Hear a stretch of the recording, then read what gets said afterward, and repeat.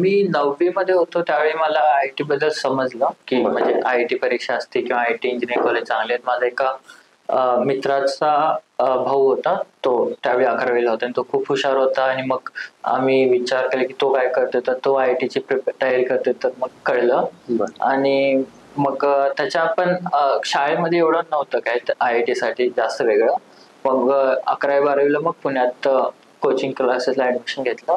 त्याच्यासाठी पण एक परीक्षा द्यायची होती, की ती क्लिअर केली की क्लासला ॲडमिशन भेटतं आणि ते करून मग 11वी-12वी तयारी केली आणि 12वीला माझा पहिल्या अटेम्प्टमध्ये एवढा चांगला रँक आला नाही. 14,000 वगैरे रँक आला. माझी तेवढी तयारी नव्हती आणि चुका पण झालेल्या पेपरमध्ये वगैरे. आणि त्याच्यानंतर मग मी परत 1 वर्ष रिपीट करून परत परीक्षा दिली आणि मग माझा 547 547 रँक आला, ऑल इंडिया रँक. 12वी झाल्यानंतर बरेच विद्यार्थी गोंधळलेले असतात आय-आय-टीच्या बाबतीत. तर आय-आय-टी परीक्षेचा हा बेस कसा आहे, नेमक्या कशी पद्धत त्याची परीक्षेची असते? तर आय-आय-टीची परीक्षा इंजिनिअरिंग कॉलेजसाठी असते. त्यामुळे तुम्हाला मेडिकलची वगैरे काही गरज नाही, म्हणजे बायो सब्जेक्टची नाही. तर बेसिक फिजिक्स, केमिस्ट्री, मॅथ्स हे 3 सब्जेक्ट फक्त करायचे. आणि ऑफिशियल सिलेबस जो आय-आय-टी सांगतं ते फक्त असं बोलतात की 11वी-12वीचं सीबीएसई बुक फॉलो करा. पण तो फक्त एक 30 ते 40% सिलेबस पकडायचा आणि बाकी मग त्यांच्या मनानं जे त्यांना विचार असेल ते विचारतात प्रश्न. बेस तर हवा चांगला, पण तुमचं एक डिफिकल्टी लेवल चांगली पाहिजे, की तुम्हाला अवघड प्रश्न सॉल्व्ह करता पाहिजेत. मग त्याचं कुठलं लिमिट नाही. मग त्यात तुम्हाला पुस्तकं भरपूर सॉल्व्ह करतच जाता तुम्ही असं. पण ऑफिशियली फक्त 11वी-12वी सीबीएसईचा सिलेबस असतो.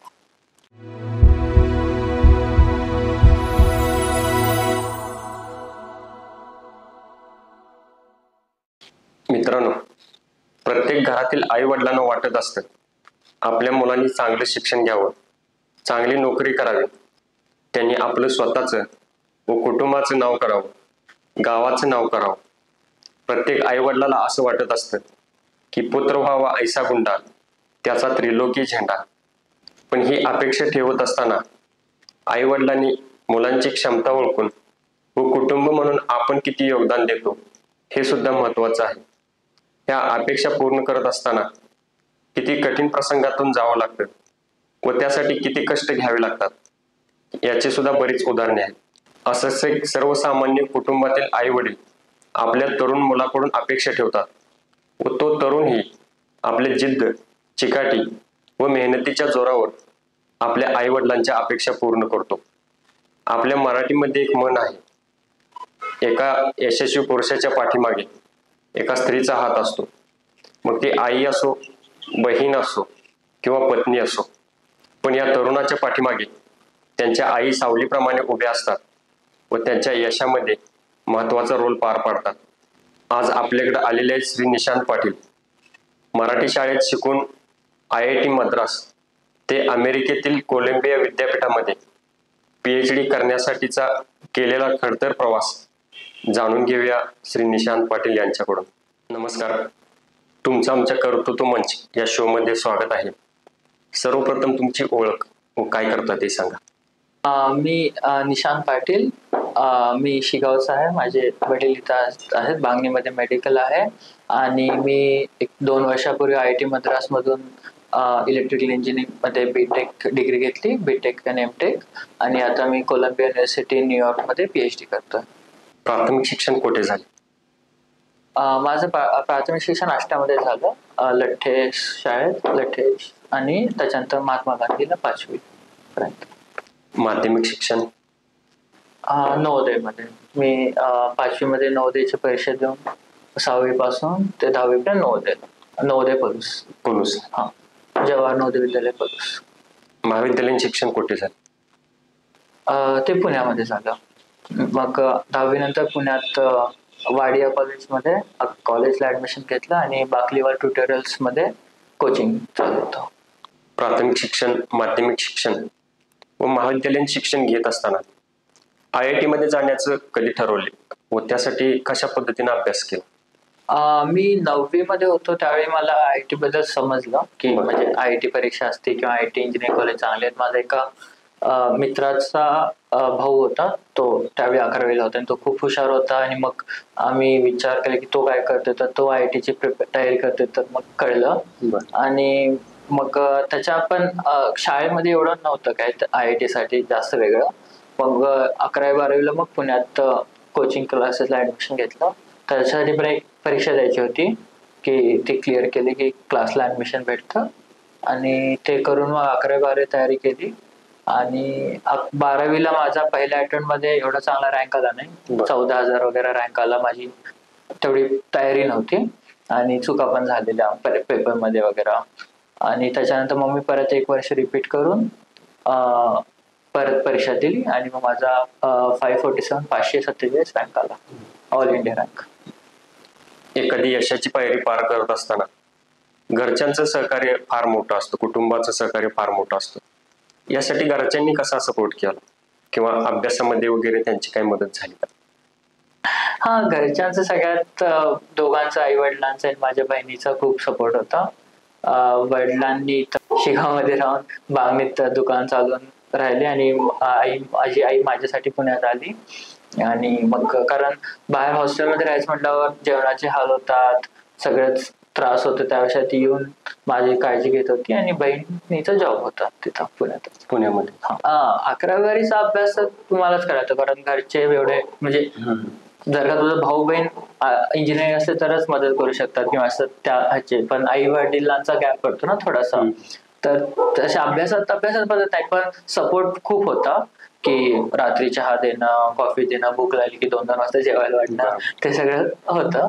आणि 11वी-12वी मध्ये माझा जास्त वेळ कॉलेजमध्ये पण गेला. प्रॅक्टिकल्स करायला जायला लागायचं किंवा बोर्डाच्या परीक्षेची तयारी करायला लागायची वेगळी. कारण आम्हाला असं फास्ट सॉल्व्ह करायला शिकवत होते की 15 सेकंदात 30 सेकंदात प्रश्न सोडवा, पण बोर्डमध्ये तुम्हाला 10 मिनिटं बसून ते उत्तर लिहायला लागायचं. मग त्याच्यामध्ये माझे 2-3 महिने पण गेले की त्याची तयारी करायला.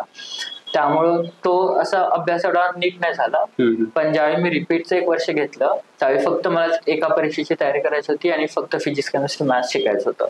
त्यामुळं मग त्यामध्ये मी 14-15 तास रोजचे करत होतो अभ्यास दररोजचे. हा, मग ते आरामात होतं कारण तेवढंच करायचं होतं. त्यामुळं होत होतं, म्हणजे त्यात सगळं आलं, तुमचं कोचिंग आलं, सेल्फ स्टडी आली, पण एक 15 तास तरी होत होता. 12वी झाल्यानंतर बरेच विद्यार्थी गोंधळलेले असतात IITच्या बाबतीत. तर IIT परीक्षेचा हा बेस कसा आहे, नेमक्या कशी पद्धत त्याची परीक्षेची असते? तर IITची परीक्षा इंजिनिअरिंग कॉलेजसाठी असते. त्यामुळे तुम्हाला मेडिकलची वगैरे काही गरज नाही, म्हणजे बायो सब्जेक्टची नाही. तर बेसिक फिजिक्स, केमिस्ट्री, मॅथ्स हे 3 सब्जेक्ट फक्त करायचे. आणि ऑफिशियल सिलेबस जो IIT सांगतं ते फक्त असं बोलतात की 11वी-12वीचं CBSE बुक फॉलो करा, पण तो फक्त एक 30 ते 40% सिलेबस पकडायचा. आणि बाकी मग त्यांच्या मनानं जे त्यांना विचार असेल ते विचारतात प्रश्न. बेस तर हवा चांगला, पण तुमचं एक डिफिकल्टी लेवल चांगली पाहिजे की तुम्हाला अवघड प्रश्न सॉल्व्ह करता पाहिजे. मग त्याचं कुठलं लिमिट नाही. मग त्यात तुम्हाला पुस्तकं भरपूर सॉल्व्ह करतच जाता तुम्ही असं. पण ऑफिशियली फक्त 11वी-12वी CBSEचा सिलेबस असतो.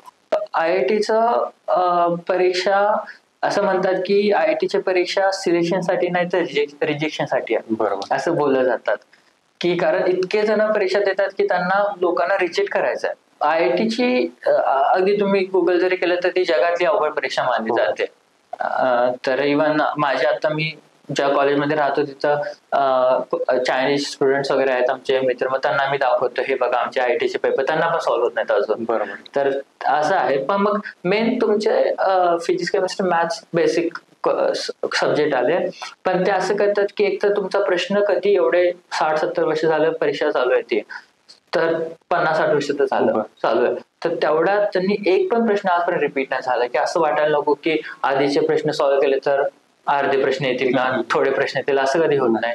आणि त्यांचं जे JEE ऍडव्हान्सची जी मेन परीक्षा असते की ज्याच्यातून IIT साठी ऍडमिशन मिळतं, JEE मेन्स पासून NIT ला ऍडमिशन मिळतं, तर त्यामध्ये तर ते दरवर्षी पॅटर्न पण बदलतात. म्हणजे पॅटर्न म्हणजे कसं, आता एक प्रश्न आहे की एक प्रश्न त्याचे 4 ऑप्शन्स आहेत, तर त्यातलं एक उत्तर बरोबर, तर हा एक पॅटर्न झाला.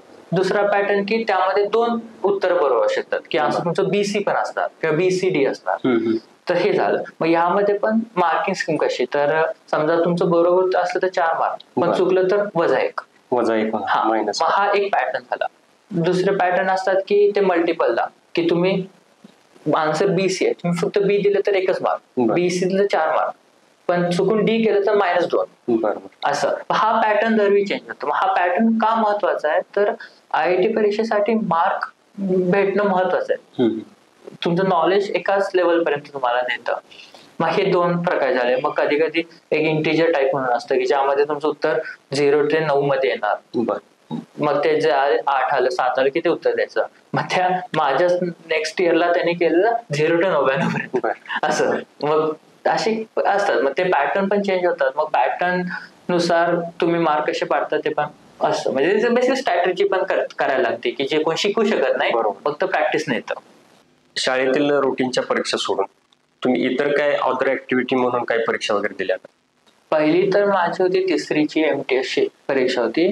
तर त्यावेळी तर असंच की शाळेत कंपल्सरी सगळ्यांना बसवतात वगैरे असं दिले. आणि त्यामध्ये काय असं वेगळा अभ्यास पण नसायचा, जे शाळेत शिकवतात तेच हे होतं. पण माझा चांगला रँक आला, काहीतरी मी 8त दुसरा होतो, जिल्ह्यात काय 18वा वगैरे असा रँक आला माझा चांगला.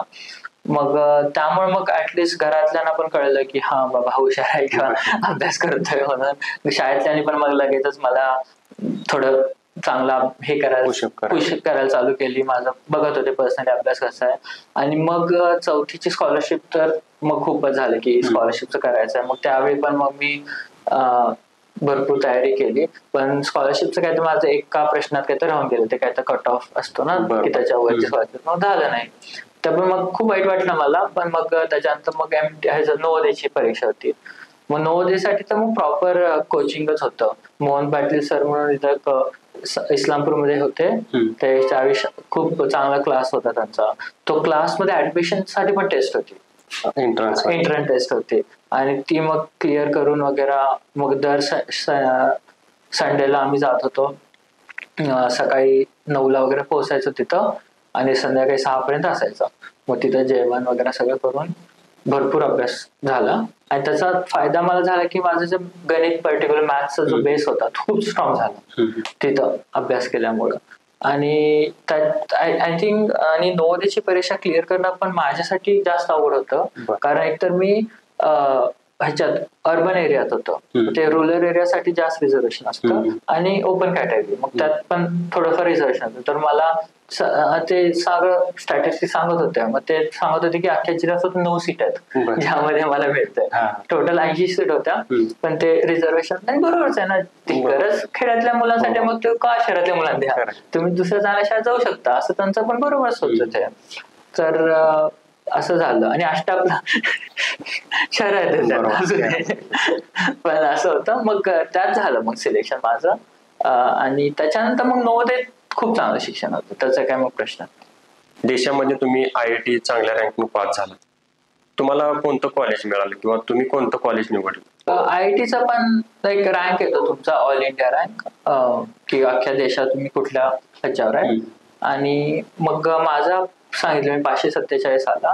मग तो रँक चांगला आहे म्हणजे असं, पण प्रचंड चांगला पण नाही की मला हवं ते मिळेल असं नव्हतं. मग जसं कम्प्युटर सायन्सची ब्रांचला जास्त महत्व असतं, मग ते मला बॉम्बे आणि चेन्नईमध्ये भेटत नव्हतं, बाकी दुसऱ्या IITs मध्ये भेटत होतं. आणि इलेक्ट्रिकल बॉम्बेमध्ये भेटत होतं, पण मला जे हवं ते पर्टिक्युलर हे मिळत होतं, सब ब्रांच, ते 5 वर्षाचं मिळत होतं, 4 वर्षाचं हवं होतं.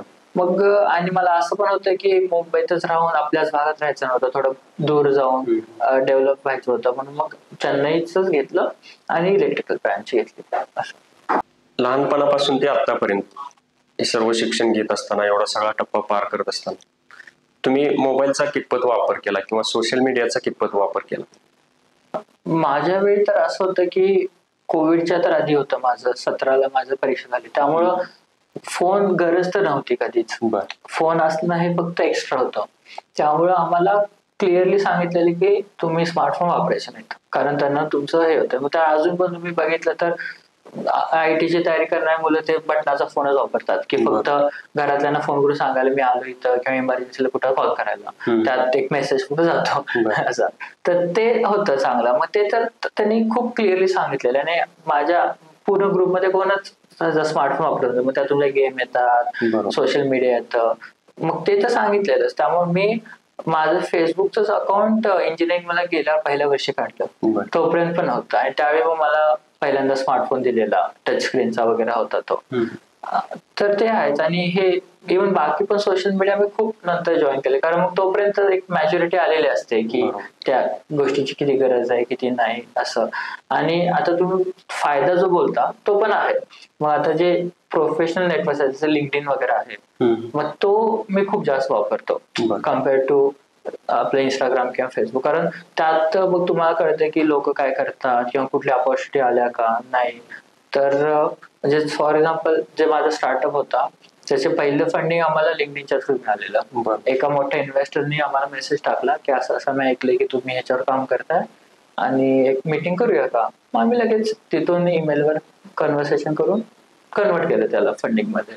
परत बऱ्याचदा इंटर्नशिपच्या ऑपॉर्च्युनिटीज मिळतात. मग तुम्ही चांगलं कन्स्ट्रक्टिव्ह वापरलं चांगलंच आहे सोशल मीडिया, पण एक 12वी पर्यंत काही गरज नाही. एक जोपर्यंत तुम्ही इंजिनिअरिंगला जात नाही तोपर्यंत काही गरज नाही. IIT मध्ये शिक्षण घेत असताना कशा प्रकारे किंवा प्रोजेक्ट वगैरे काय केले का तिथे? तर IIT एक्सपिरियन्स खूपच वेगळा होता, कारण एकतर मी लांब गेलो, तिथं लोकांची लँग्वेज लोकल लँग्वेज बोलत नव्हते, तमिळ बोलता येत नव्हतं मला, आणि थोडेच जण हिंदी बोलत होते, जास्त सगळे इंग्लिशमध्ये बोलत होते. तर सुरुवातीला सेटल व्हायला वेळ लागला, पण एकदा सेटल झालं की खूप म्हणजे ऑपॉर्च्युनिटी दिसायला लागल्या, खूप फरक जाणवला की हा हे ऑफर जे म्हणजे IIT जे ऑफर करत होतं ते फरक जाणवत होता की का लोकांना IIT ला यायचंय हे समजत होतं. तर आणि तिथं मित्र पण खूप चांगले लागले, सगळेच आपापल्या करिअरसाठी खूप फोकस्ड होते. आज पण माझे सगळे मित्र खूप चांगल्या चांगल्या पोझिशनवर आहेत आणि चांगले करतात. मग तो एक चांगली संगतच भेटून जाते IIT मध्ये. इथून पुढे IIT मध्ये प्रवेश घेणारे विद्यार्थी असतील किंवा त्यांचे पालक असतील, त्यांच्यासाठी तुम्ही काय तुमच्या अनुभवातून सांगू शकता का? तर IITचा एक गोष्ट जी मला माझ्या पहिल्या अटेम्प्ट मध्ये नाही कळली आणि ज्याचा मला थोडा रिग्रेट आहे की लोकांनी मला का नाही सांगितलं, तर ती होती की जी परीक्षेची स्केल आहे, किती मोठी परीक्षा आणि किती जास्त कॉम्पिटिशन आहे हे लोक सांगत नाहीत. आता साधं उदाहरण, जसं मी ज्या क्लासला होतो पुण्यामध्ये त्यात अंदाजे 2000 मुलं तर होते सगळे मिळून, पण त्या क्लासमधून मॅक्सिमम 15 ते 20 जण IIT जात होते. मग जर का माझा रँक 80 जर येत होता तरी सगळेजण खुश होते की बाबा हा 2000च्या 80 येतोय म्हणजे हा हुशार आहे. पण कोणी मला हे सांगितलं नाही की जो मुलगा मागच्या वर्षी 80 येत होता त्याला IIT नाही भेटला किंवा त्याला येऊन NIT पण नाही भेटला, हेच लोक सांगत नव्हते. कारण असे जे कॉलेजेस आहेत अख्ख्या देशात आहेत आपल्या, आणि अशी भरपूर शहर आहेत आणि भरपूर शहरात भरपूर क्लासेस आहेत, पण कॉम्पिटिशन खूपच जास्त मोठी आहे. आज इथं मुलं लोकल कॉलेज लोकल इन्स्टिट्यूटला पण जातात आणि तिथं पण खुश असतात की मी अख्ख्या इन्स्टिट्यूट मध्ये 5वा येतोय 10वा येतोय. पण तुमच्या इन्स्टिट्यूट IIT जाते किती 2-3, मग 5वा जातच नाही ना. मग तुम्ही 5वा राहा नाही तर 100वा राहावा, IIT होतच नाही. मग हे मला कळलं नव्हतं माझ्या वेळी पण, आणि सेकंड अटेम्प्टला कळलं. मग तो एक फरक आहे. आणि मग हे दोन्ही कळायला पाहिजे, एक स्टुडंटना पण कळायला पाहिजे की त्यांनी किती अभ्यास करायला पाहिजे, आणि एका वेळेला तर पालकांना पण कळायला पाहिजे की आता होप्स नको ठेवायला, कारण त्यांना तर आपल्या मुलांना पूर्ण दिलं पण कॉम्पिटिशन एवढी जास्त आहे की नाही होणार. कारण बरोबर आहे ना, फक्त प्रत्येक वर्षी 15-15 लाख मुलं परीक्षा देतात आणि 5,000 जणांचं होतं असं, मग सगळ्यांत होणार आहे काही पण म्हटलं तरी, ते पण एक एक्सेप्ट करायला पाहिजे. IITचं शिक्षण घेत असताना परदेशात वगैरे जाण्याची कधी संधी आली? मग मी IITत असताना माझ्या दुसऱ्या वर्षानंतर रशियाला गेलेलो. रशियामध्ये मॉस्को आणि सेंट पीटर्सबर्गला गेलेलो. तर ते गव्हर्नमेंट पाठवलेलं मला, गव्हर्नमेंट ऑफ इंडियानं असं. मग ते प्लॅन म्हणजे तो एक हे आहे प्रोग्राम आहे गव्हर्नमेंटचा की जर का त्यांचे जे आसपासचे देश आहेत जसं रशिया झालं, चायना झालं, मग ह्यांच्या बरोबर त्यांचे लोकल रिलेशन चांगले ठेवायला दरवर्षी ते एक 15 ते 20 जणांना स्टुडंट्सना तिकडे पाठवतात, एक आठवड्याची ट्रिप देतात आणि त्यांच्या स्टुडंट्सना इकडे आणतात, मग आम्ही त्यांना ट्रिप देतो असं. मग युथ फोरम म्हणतात त्याला. मग त्यामध्ये त्यांना असं असतं की आता ते फक्त जास्त करून IITच्याच मुलांना घेतात, थोडे NITच्या वगैरे, आणि प्रत्येक IITतून फक्त 2 ते 3च जण घेतात, 2-2 जण प्रत्येक वर्षी पूर्ण देशातून. प्रत्येक IIT पूर्ण देशात एक 15-20 जण किंवा 30 जण असतील ते घेतात, म्हणजे एका देशासाठी. भरपूर देशात 100-200 जात असतील प्रत्येक वर्षी. मग माझ्या कॉलेजमध्ये लगेच अनाउन्समेंट असते ईमेलवर वगैरे की तुम्ही अशी गव्हर्नमेंटचा प्रोग्राम आहे, अप्लाय करा. मग ते मोठं ऍप्लिकेशन होतं 17-18 पानाचं, भरून मी पाठवलं की मला म्हणजे मी का चांगलं आहे ह्या पोझिशनसाठी, आणि ते भरलं आणि सगळं माझे मार्क्स वगैरे चांगले होते, ग्रेड GPA चांगला होता आणि मी भरपूर क्लब्स मध्ये इन्व्हॉल्व होतो, इलेक्ट्रॉनिक्स क्लब्स होते वगैरे. मग मला त्यांचं आलं की हा तुमचं सिलेक्शन झालंय आणि आम्ही तुम्हाला पाठवू कुठेतरी. आणि नंतर मग थोड्या महिन्यात आलं की आता तर रशियाची अपॉर्च्युनिटी आहे आणि तुम्ही फ्री असाल तर जावा. मग मी हो म्हटलं. मग काय त्यांचं खूप गव्हर्नमेंट असल्यामुळं मला काय तर आठवड्यात विजा मिळाला. मी फक्त माझे पासवर्ड पाठवले तिकडं आणि सगळं तिथलं खाणं पिणं राहणं सगळं गव्हर्नमेंटचं होतं. आणि माझं लक चांगलं होतं की प्रत्येक ट्रिपला युजली फक्त स्टुडंट जाऊन येतात, पण ह्या ट्रिपला आमच्याबरोबर मिनिस्टर पण होते. तर त्यावेळीचे ते स्पोर्ट्स मिनिस्टर किरण रिजिजू च्या बरोबर होतं. मग त्यांच्याबरोबर पण चांगला टाइम स्पेंड करायला मिळाला आणि चांगली ट्रिप झाली ती. IITचं शिक्षण झालं की देशातील बऱ्याच मोठमोठ्या कंपन्या किंवा परदेशातील सुद्धा असतील अप्रोच होतात IIT विद्यार्थ्यांना, चांगले पॅकेजेस सुद्धा देतात. पण तुम्ही हे सगळं नाकारून PhD करण्याचं का ठरवलं? तर IIT मध्ये जसं मी सांगितलं खूप ऑपॉर्च्युनिटीज होत्या की खूप ऑप्शन्स होते काय करायचं. आता युजल गव्हर्नमेंट कॉलेजमध्ये लोक फक्त जॉब घेतात, तर तसं IIT मध्ये तुम्ही स्टार्टअप करू शकता, तुम्ही जॉब करता, जॉबमध्ये पण कोर नॉन कोर असं असतं आणि PhD असं. मग मी माझ्या पहिल्या दुसऱ्या वर्षापासून सगळं करायचा प्रयत्न केला की मला असं होतं की मी सगळं टेस्ट करेन, ट्राय करेन आणि जे आवडते ते करेन. मग मी मध्ये माझा स्टार्टअप काढला. त्याच्यानंतर मग मी कोर नॉन कोर म्हणजे कन्सल्टिंगचे जॉब्स असतात त्याचा पण थोडंफार हॅकॅथॉन्स देत होतो, कॉम्पिटिशन्स मध्ये जात होतो वगैरे, ते पण केलं. मग हे सगळं केल्यानंतर मला जाणवलं की माझा कल थोडासा रिसर्च करायला, की मला स्वतःला बसून काम केलेलं आवडतं आणि एक जे असतं ना की एक म्हणजे स्वतः काय ते बिल्ड करायचं आणि ते 2-3 वर्ष काम करून त्याचं काय ते करायचं, त्याचं थोडं जास्त चांगलं वाटलं. मग माझा जो फायनल इयर प्रोजेक्ट वगैरे होता त्यामध्ये मी IC फॅब्रिकेट केला, एक चिप बनवून त्याचं डेमॉन्स्ट्रेट केलं. परत मिनिस्टरच्या पुढे वगैरे भरपूर मिनिस्टर लोक येत होते, त्यामुळे तो जो 5G प्रोजेक्ट होता त्यामध्ये IIT मद्रासला लीड करत होता आणि बाकी सगळे IITs होते आणि 5G टेस्ट बेडचा प्रोजेक्ट होता. मग त्याचा मी पार्ट होतो. मग त्याच्यातून आम्हाला फंडिंग भेटत होती, त्याच्यात काम करत होतो आणि दर 2-2 महिन्यानंतर कुठले मिनिस्टर त्यांचे सेक्रेटरीज येऊन बघत होते आम्ही काय करतोय वगैरे. तर त्यात मग चांगलं वाटलं की असं गव्हर्नमेंटचे पण चांगले कॉन्टॅक्ट होत होते आणि त्यांना पण आमचं रिसर्च व्हॅल्यू वाटत होता. मग त्यातच मग पुढचा ऑप्शन PhDच होता. PhD साठी अप्लाय केला, पण बॅकअप साठी मी जॉब पण ठेवलेला, कारण माहित नव्हतं PhD मिळेल का नाही, किंवा जरी झालं तरी माहित नव्हतं की जायचं का नाही पण एवढं. तर मग मी नॉर्मल IITची प्लेसमेंटची प्रोसेस असते, बऱ्याच जणांना माहित असेल की त्यात जे IIT असं 1-2 डिसेंबरला आमचं रात्री 12 वाजता प्लेसमेंट चालू होतात, 1 डिसेंबरला रात्री 12ला इंटरव्ह्यू चालू होतात आणि ते Day 1 Day 2 असं असतं. चांगल्या कंपनी पहिल्या येतात, नंतर साध्या येतात. माझं पहिल्या दिवशी झालं सॅमसंग मध्ये. सॅमसंगचं 30 लाखाचं पॅकेज होतं त्यावेळी. ते नाकारून तुम्ही ते नाकारलं. ते काय म्हणजे पॅकेज होतं पण त्यासाठी नव्हतं. पण चांगलं पॅकेज लिहिलं सॅमसंग, 30 लाखाचं होतं. बऱ्याच विद्यार्थ्यांना किंवा पालकांना माहित नसतं की IIT मध्ये फी किती असते किंवा कशा प्रकारे फीचा बेस असतो किंवा स्ट्रक्चर असतं. IITचं असं असतं की फीस तुमच्या इन्कमच्या नुसार असते, की जर का तुमचा इन्कम 2 लाखाच्या आत असेल तर तुमची फी खूप कमी, काहीतरी 70,000 वर्षाची मी भरत म्हणजे होती. 2 लाखाच्या आत इन्कम असल्यामुळं. 5 लाखाच्या आत असेल तर काहीतरी 1,70,000 आणि 5 लाखाच्या वर असेल तर 2,70,000.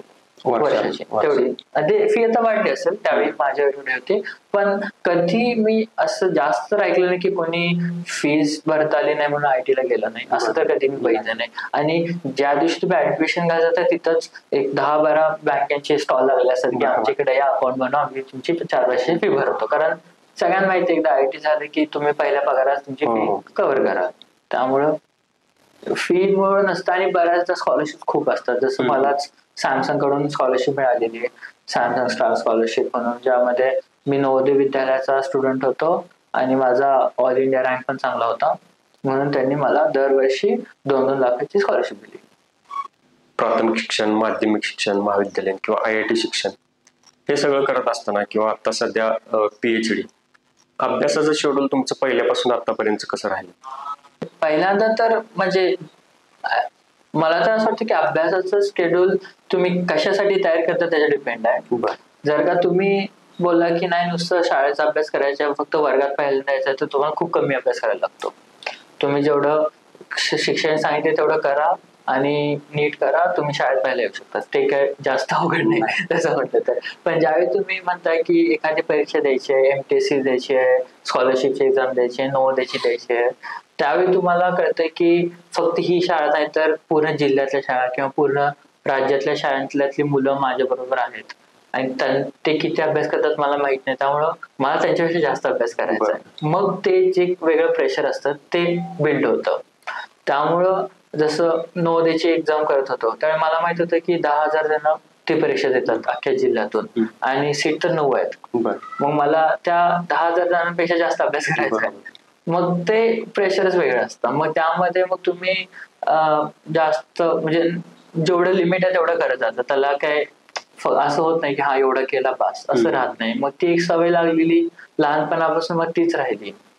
नवोदयमध्ये थोडा म्हणू शकता की मी कमी अभ्यास केला, कारण त्यात फक्त तेवढाच 80 जणांचा वर्ग होता आणि ते तेवढ्यात कळत होत होतं. पण जसं 11वी-12वीत आलो तसं परत पूर्ण देशाची कॉम्पिटिशन आली आणि मग त्यामध्ये मग भरपूर करायला लागत होता अभ्यास. नवोदयमध्ये असताना तरी मी एक रात्री 9-10 आम्हाला सकाळी 5ला उठायला लागायचं, त्यामुळे जास्त जागता येत नव्हतं. तरी मी रोज 10-11 पर्यंत करायचो आणि परीक्षा आली की 1 वाजेपर्यंत 2 वाजेपर्यंत करायला लागायचा अभ्यास. मग पण तो परत तेवढाच की जेवढं शिकवलं तेवढं करायला. पण जसं 11वी-12वी आणि रिपीटच्या वर्षी पर्टिक्युलरली एक 14-15 तास तर दिवसाचा होत होता अभ्यास रिपीटच्या वेळी तरी. कारण बाकी काय मग डिस्ट्रॅक्शन नव्हते, खायचं, जेवढी झोप पाहिजे तेवढी घ्यायची आणि व्हायचं पूर्ण. एक छोटी गोष्ट होती, एका वेळेनंतर तर मी झोपेत पण प्रश्न सोडतो नाही, म्हणजे ते असं झालेलं, ते डेव्हलप झालेलं की मला अजून आठवते की आमच्या सरांनी ऍक्च्युली सांगितलं की हा ते खूप कॉमन गोष्ट आहे, होती सगळ्यांबरोबर. तर ते एका वेळेनंतर तुम्ही इतकं विचार करता त्या गोष्टीसाठी की झोप पण लागत नाही. मग ते उठून तुम्ही करत चालू होतं. आयुष्यामध्ये एखादी यशाची पायरी चढत असताना आपलं कुटुंब आपल्या पाठीमागे भक्कमपणे उभं असतं. पण त्याचबरोबर एक महत्वाचा भाग आपल्या आयुष्यामध्ये असतो, तो म्हणजे आपला मित्रपरिवार. मित्रपरिवार आपला कसा आहे त्यावर आपलं करिअर किंवा आपलं चरित्र ठरत असतं. आजपर्यंतच्या प्रवासामध्ये तुम्हाला मित्रपरिवार कसा लाभला? मित्रपरिवार म्हटलं तर माझं तर जास्त असं हे नव्हतं की मला खूप मित्रांबरोबर राहायचं आहे किंवा हे करायचं. कारण लहानपणी तर मला माहित होतं की कुठल्या परीक्षा करायच्या आहे, किती अभ्यास करायचा आहे वगैरे. आणखी नवोदयत तर असताना असं खूप शेड्यूल टाईट होता. मग प्रत्येक वेळी असायचं की आता उठा, हे करा, ते करा, हे करा. मग त्यामुळं जास्त असं नव्हतं की आता फॉर एक्झाम्पल इथले मुलं ट्रिप प्लॅन करू शकतील की हा बाबा ह्या रविवारी आपण इकडं औदुंबरला जाऊन इकडे जाऊन, ते तर आम्हाला पॉसिबलच नव्हतं. तर तसं जास्त म्हणजे मला तर नाही वेळ भेटला.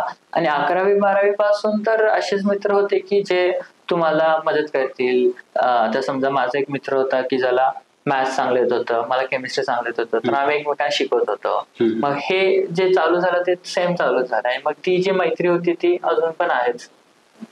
तर आणि IIT मध्ये तर मित्र खूपच वेगळे होते. मग IIT मध्ये तर आम्हाला म्हणायचे पण की you are the average of 5 people with you spend most of your time. तुम्ही फक्त जे 5 लोक असतात तुमच्या आसपास आणि त्यांचंच तुम्ही ऍव्हरेज होता. त्यामुळे तुम्ही ती 5 लोक नीट करायला पाहिजेत आणि कधी पण तुम्ही त्या 5 मध्ये सगळ्यात हुशार नको. बरोबर. नाही तर मग तुम्ही खाली जाणार असं. मग माझेच 5-6 म्हणजे 10-12 जणांचा आमचा ग्रुप होता, ते खूप चांगले आहेत अजून पण. मग ते चांगले इंडियात सेटल आहेत, बरेच जण अमेरिकेत आहेत माझ्या बरोबर. मग तो ग्रुपच चांगला लागला. महाराष्ट्राबरोबरच देशामध्ये बरेच विद्यार्थी जे IIT मध्ये नाहीत पण ते इंजिनिअरिंग करतात, तर त्यांनी कशा पद्धतीने अभ्यास करायला पाहिजे असं तुम्हाला वाटतं? आता बरोबर आहे, आयटी चांगलं एज्युकेशन तर सगळीकडे नाही भेटत आहे. ते तर आहेच की जर का भेटत असतं तर लोकांनी तयारी पण केली असती आयटीची. त्यामुळं चांगलं म्हणजे आहे, दोन्ही आहे की शिक्षक म्हणतात की मुलं अभ्यास करत नाहीत, मुलं म्हणतात शिक्षक चांगलं शिकवत नाहीत. तर चूक कुणाची आहे हे डिसाईड करण्यापेक्षा मुलांनी स्किल डेव्हलपमेंटवर जास्त फोकस करायला पाहिजे. कारण 4 वर्षानंतर तुम्हाला डिग्री तर मिळून जाईल. तुम्ही पास होऊन 4 वर्ष केला की डिग्री भेटेल. पण जर का तुम्ही जॉब इंटरव्ह्यूला बसला किंवा समजा तुम्हाला पुढे मास्टर्सला जायचं आहे, MS ला जायचं आहे, PhD ला जायचं आहे, तर पुढे इंटरव्ह्यू तुम्हाला प्रश्न विचारणार आहे आणि त्या प्रश्नांची उत्तर तुम्हाला द्यायला हवीत, मगच ते तुम्हाला सिलेक्शन करणार. तर त्याच्यावर लोकांनी जास्त फोकस करावा असं मला वाटतं. की आज तुम्ही कोर्सेस करू शकता ऑनलाईन. हे मोठे मोठे कॉलेजेस MIT, हार्वर्ड, हे सगळ्यांचे, इव्हन कोलंबियाचे सगळ्यांचे कोर्सेस फ्री आहेत अवेलेबल. आणि तुम्ही पूर्ण केलं तुम्हाला सर्टिफिकेट पण भेटतं. जर का सगळे कोर्सेस पूर्ण केले, त्यांचे एक्झाम्स लिहिल्या तर सर्टिफिकेट पण भेटतं. तर ह्याच्यावर मुलांनी फोकस करावा असं मला वाटतं. IIT पूर्ण झाल्यानंतर तुम्ही नोकरी न स्वीकारता कोलंबिया विद्यापीठामध्ये PhD करण्याचं ठरवलं. तेथील अनुभव नेमका कसा राहिला तुमचा आजपर्यंतचा? अमेरिकेमध्ये पहिलं 1 वर्ष वगैरे वाटलं की खूप वेगळं आहे भारतापेक्षा. मी पर्टिक्युलर जिथं न्यूयॉर्कमध्ये राहतो तिथलं वातावरण तर खूप खराब आहे. तसं म्हटलं तर थंडी तर खूप थंडी, गरमी तर खूप गरम असं आहे. आणि जेवण वगैरे पण इंडियातलं चांगलं आहे. म्हणजे मी असं सांगायला लागलो की लोक जाणार आहेत अमेरिकेला, पण आहे म्हणजे तिथल्या काही काही गोष्टी आहेत खराब भारतापेक्षा. पण काही काही गोष्टी इतक्या चांगल्या आहेत की मग असं वाटतं की त्याच्यासाठी राहावं. जसं तुमचं एज्युकेशनसाठी जे रिसोर्सेस आहेत ते खूपच जास्त चांगले आहेत.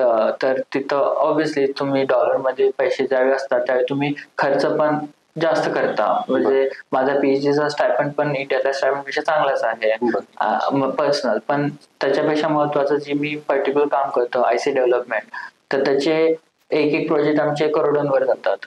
त्याची फॅब्रिकेशनची कॉस्ट 70-80 लाख असते. त्याच्यानंतर आम्हाला त्याला पॅकेज करतात, हे करतात, मग भरपूर पैसे लागतात. मग इंडियामध्ये इव्हन IIT मध्ये पण आहे, देतात. मी असं म्हणत नाही की इंडियात पैसा नाही, पण ते थोडंसं प्रोसेसमध्ये वेळ जातो. आणि बेसिक जे बेंचमार्क असतात, जसं IIT मध्ये आपण 10,000 खर्च करायला कोण काही विचारणार नाही, तसं कोलंबियात मला 10 लाख खर्च करायला कोण विचारणार नाही. 10 लाखाच्या वर असेल तर म्हणणार की का हवाय. बरोबर. हा एक छोटासा फरक पडतो. कारण IIT पण मी असताना जे काम करत होतो, मला आठवतं 5-10 हजाराच्या ऑर्डर मी अशाच देत होतो की हा मला हे हवंय होत होतं. पण तेच मला 1,000 लाखाची करायची असती तर लगेच मला 2-3 जणांना सांगायला लागायचं. पण तेच आता कोलंबियामध्ये मी 2-3 लाखाची ऑर्डर अशाच देतो, मला जास्त करायला लागत नाही. तेच एक 20 लाखाची ऑर्डर असली की मग थोडं अप्रुव्हल वगैरे लागतं. मग तो एक खूप मोठा फरक पडतो की जर का तुमच्याकडं रिसोर्सेस आहेत, पैसा आहे, वेगवेगळ्या प्रोफेसरशी तुम्ही जाऊन बोलू शकता, कॉन्फरन्स अटेंड करू शकता, मग याच्यामुळे जो एक्सपोजर भेटतं ते इंडियात नाहीये एवढं अजून. बरोबर. तर हा दोन्ही आहेत. मग आता बाकी सगळ्या गोष्टींना ऑब्व्हियसली फॅमिलीपेक्षा दूर आहे, आपल्या घरच्यांपेक्षा गावापासून लांब राहतो, मग त्याची तर आवड येतेच. पण हे आत्ताच्या थोडे वर्ष त्याला सॅक्रिफाईस करून करिअर ग्रोथ करणं जास्त महत्वाचं आहे. एवढं सगळं अभ्यासाचं बिझी शेड्यूल असताना तुम्ही वैयक्तिक छंद वगैरे काय जोपासलेत काय आजपर्यंत? हॉबी म्हटलं तर मी आर्चरी खेळत होतो नवोदयमध्ये असताना. त्यात पण मी स्टेट लेवल प्लेअर होतो. आणि पण तो पण असंच की काय कंपल्सरी होतं म्हणून मी करत होतो. पण आवडत होतं मला. पण नंतर 11वी-12वी नंतर वेळच नाही भेटला कुठल्याच हॉबीला आणि कुठल्याच छंदाला. मग ते सगळे छंद राहून गेले.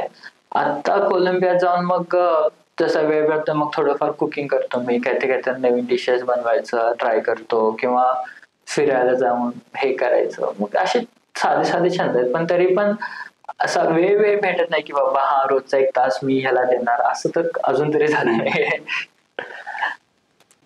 IIT झाल्यानंतर तुम्ही नोकरी न स्वीकारता रिसर्च करण्याचं ठरवलं, संशोधन करण्याचं ठरवलं. हे पूर्ण झाल्यानंतर अमेरिकेतच सेटल व्हायचं नियोजन आहे की भारतात परत यायचं? नेमकं काय ठरवलं भविष्याबद्दल? आता तर खरं तर डिसाईड नाही केलं. उगीच मला असं नाही म्हणायचं नाही नाही मी येऊन देशातच काम करणार, नाही अजून एवढं डिसाईड. कारण अजून बऱ्याच गोष्टी क्लिअर नाही आहेत. बरं. पीएचडी पण माझी चालू आहे. मग पीएचडी एकदा संपली की थोडी वर्ष तर मी तिथेच राहीन, कारण अजून पण तिथल्या इंडस्ट्रीचा एक्सपोजर नाहीये मला, आणि तिथलं ज्या प्रकारचं काम चालू आहे तेवढं इंडियात अजून नाहीये त्या लेवलनं. पण आता जसं मोदी गव्हर्नमेंटनं नवीन नवीन इनिशिएटिव्ह काढलेत, सेमिकॉन इंडिया वगैरे, की जे ऍक्च्युली माझ्या फ्युचर रिलेटेड आहेत आणि त्यामध्ये खूप ग्रोथचे चान्सेस आहेत, पण अजून स्टार्ट नाही झाली ती ग्रोथ. तर आहे म्हणजे जर का, आणि माझं देशप्रेम तर आहेच, पण इथं येऊन मी काम करू शकतो ते नाही केलं तर मग तो माझ्या स्किलचा यूज पण नाहीये. ते पण तेवढंच बरोबर आहे की, तर मग एक तर आहे की हे जे सेमिकॉन इंडिया वगैरे आहे, ज्या प्रोग्राम्स आहेत ते चांगले झाले तर मी नक्कीच भारतात परत येऊन त्याच्यावर काम करेनच. नाहीतरी एकदा थोड्या वर्षांना आयटी मध्ये वगैरे प्रोफेसर तर मी बनणारच आहे. म्हणजे एका पॉइंट नंतर मी इंडियात परत येणार आहे, त्यात काय हे नाही, वाद नाही, तिथंच सेटल नाही व्हायचं. पण कधी परत येणार हे क्लिअर नाही. मग ते डिपेंड करते की ऑपॉर्च्युनिटीज इंडियात कशा आहेत. जर का इंडस्ट्रीमध्ये इंडियानं चांगलं तोपर्यंत ग्रो करायचे चान्सेस खूप जास्त आहेत ऍक्च्युअली. त्यामुळे मी पण न्यूज वाचत असतो. माझे इव्हन खूप म्युच्युअल कनेक्शन्स मोदींच्या गव्हर्नमेंट बरोबर काम करतायत, त्यांच्याशी मी लिंक्डइनवर वगैरे आहे कनेक्टेड. मग त्याच्यात काय तर चांगली ऑपॉर्च्युनिटी भेटली तर मी नक्कीच इंडियात परत येईन, DRDO मध्ये वगैरे. पण नाहीतर एक IIT मध्ये एखाद्या प्रोफेसर बनायला तर नक्कीच परत येईन. विद्यार्थी असतील किंवा त्यांचे पालक असतील, त्यांच्यासाठी तुम्ही काय तुमच्या अनुभवातून सांगू शकता का? आता मी पण माझं लहानपण गावातच होतं. माझे पण म्हणजे मला आता जाणवतंय की मी आता ज्या मुलांमध्ये आहे त्या मुलांचं बॅकग्राऊंड खूप वेगळं आहे. थोडक्यात सांगायचं म्हटलं तर आता माझ्या चेन्नईचे जे मित्र होते त्यांचे आई वडील सायंटिस्ट आहेत, त्यांचे आई वडील डॉक्टर आहेत मोठे मोठे, चेन्नई आणि बेंगलोर सारख्या मोठ्या मोठ्या शहरात राहिलेत. मग त्या मुलांना तिथून पुढे जाणं थोडं सोपं होतं. मी नाही म्हणत की त्यांनी हार्डवर्क कमी केले, खूप कष्ट केले, पण तसं सोपं होतं. पण आपल्या एखाद्या गावातला मुलाला जायचं खूप अवघड आहे. तर त्याचं मेन रिझन हेच आहे की हुशार खूप आहे गावातली मुलं, त्यात काही हे नाही, पण त्यांना माहितीच नसतं की पुढे एवढं सगळं आहे. ते आपल्या गावातच राहून किंवा आज पुण्यातच सेटल होऊया एवढंच जे स्वप्न ठेवतात ते बदलायला हवं. मेन आज तुम्ही शाळेत पहिला येत असाल तर तेवढं नाही सफिशियंट. तुम्ही शाळेत पहिला या, जिल्ह्यात पहिला या, राज्यात पहिला या, मग कुठं तुम्ही देशाच्या कॉम्पिटिशनला येता. हे मग ते एक तर समजायला पाहिजे मुलांना की काहीतरी पुढं खूप जग मोठं आहे, किंवा पुण्याच्या, मुंबईच्या आणि बेंगलोरच्या पुढे पण खूप पुढं जग आहे, हे थोडं समजायला हवं. आणि दुसरी गोष्ट म्हणजे मला तर असं वाटतं की आज तुम्ही एक 6वी ते 10वी किंवा 6वी ते 12वी ही जी वर्ष आहे ती 6-7 वर्ष तीच सगळ्यात महत्वाची आहेत. आज त्या वयात तुम्ही भरपूर कष्ट केलं तर पुढं खूप कमी कष्ट करायला लागतं, आणि तिथंच तुम्ही मजा केली की मग पुढे लाईफ लॉंग कष्ट करायला लागतं. ते आपले आजी आजोबा बोलायचे हे, पण ते खूप खरं आहे, तेवढंच खरं आहे ते. मग ते मुलांना कळत नाही की आज 6वी नंतरच जास्त मुलं कमी अभ्यास करतात, कारण 5वी पर्यंत सगळे करतात अभ्यास, आणि 6वी नंतरच गरज असते तुमच्या बेसची. इव्हन तुमच्या परीक्षा असतात UPSC MPSC, त्याचा पण सिलेबस हा CBSEच्या पुस्तकांवर बेस्ड आहे, 6वी ते 10वी, 6वी ते 12वी. त्यामुळे तो बेस चांगलं करणं हे पुढे लाईफ मध्ये चांगलंच आहे. माझी आई स्वतः, माझी मला अजून आठवते की मी खूप लहान होतो, मला ह्या सगळ्या सांगितल्यात, मी मला स्वतःच आठवत नाही, पण असं होतं की मी टीव्ही खूप बघत होतो, कार्टून वगैरे लहानपणी, आणि मग एकदा मला बोलली की एवढं बघू नको, आणि मग मी तिला उलटा रिप्लाय दिला. मला आठवत नाही, पण सांगतात की तू एवढी सिरियल बघतेस मग मी का नाही बघायचं, मी असं तिला बोललेलो. आणि त्या दिवसानंतर मला स्वतः सिरियल बघायला सोडलं. तिनं ठरवलं की मी जर का सिरियल बघितलं तर मी कसे सांगतो त्याला की तू कार्टून बघू नको. तर त्यानंतर मी कार्टून तर थोडं बघितलं, पण मला कधी सिरियल बघितले नाही. तर ते थोडं करायला पाहिजे. आज तुम्ही फोन घेऊन बसला आणि वापरायला तर मुलांना पण फोनच बघणार, तेच तुम्ही पुस्तक वाचलं तर मुलं आपोआप पुस्तक वाचतात.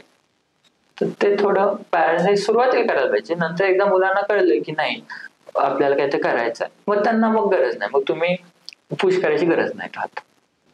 इथे येऊन कसं वाटलं ते सांगा. हो, खूप छान वाटलं खरंच. म्हणजे मला खूप छान वाटलं की तुम्ही हा इनिशिएटिव्ह घेतलाय आणि पहिल्यांदाच मी असं बोलले त्यामुळे काही चूक झाली तर सॉरी. मी फक्त कुणाला काही वाईट बोलायचं नाही मला, पण मी आपलं जे मला वाटते ते बोलतो. खूप पण चांगली इनिशिएटिव्ह आहे. खूप थँक्यू फॉर दॅट. ग्रामीण भागातील एका सर्वसामान्य कुटुंबातून तुम्ही येता. तुमच्याकडून तुमच्या आई वडिलांनी काही अपेक्षा ठेवल्या, त्या तुम्ही स्वतःच्या जिद्द, चिकाटी व मेहनतीच्या जोरावरती पूर्ण केल्या. खरंच तुमचा घेण्यासारखा आदर्श आहे. येणारी भविष्यातील पिढी तुमच्याकडून नक्कीच प्रेरणा घेईल, यात कोणतीही तीळ मात्र शंका नाही. आपण इथं आलात त्याबद्दल आपलं मनपूर्वक आभार.